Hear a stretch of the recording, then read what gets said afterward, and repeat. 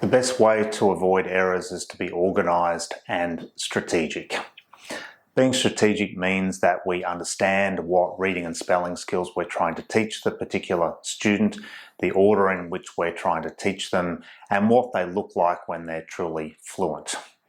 Being organised means that you organise your particular training or teaching session so that it includes learning trials or learning materials that allow the student to successfully produce correct responses, which takes us closer from where we are now towards the point where they're fluent. Preferably none of your teaching material should be brand new to the student, or at the very least, we should, with anything new, teach them everything that they need to know to be able to correctly produce responses.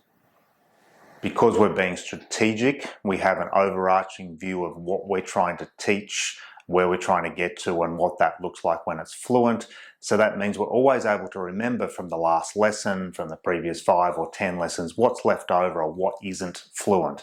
And we're always able to cycle back and fill in the gaps in that knowledge and give the kids additional positive learning trials.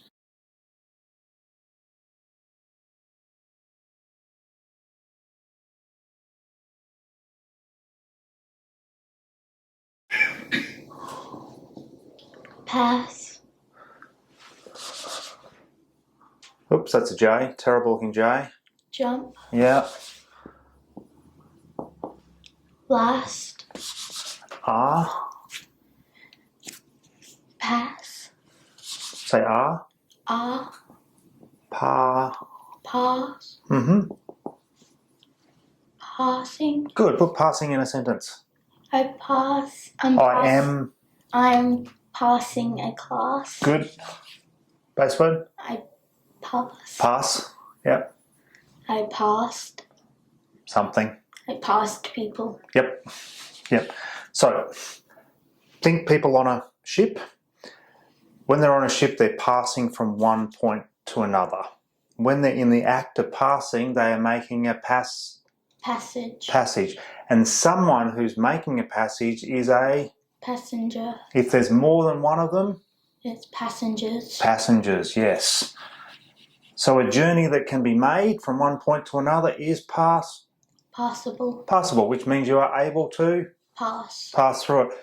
Who does the passing? A passenger. Yeah, and passengers make a passage.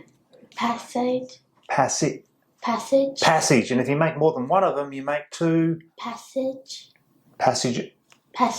Yes, well done. So one passage, two passages. Yeah.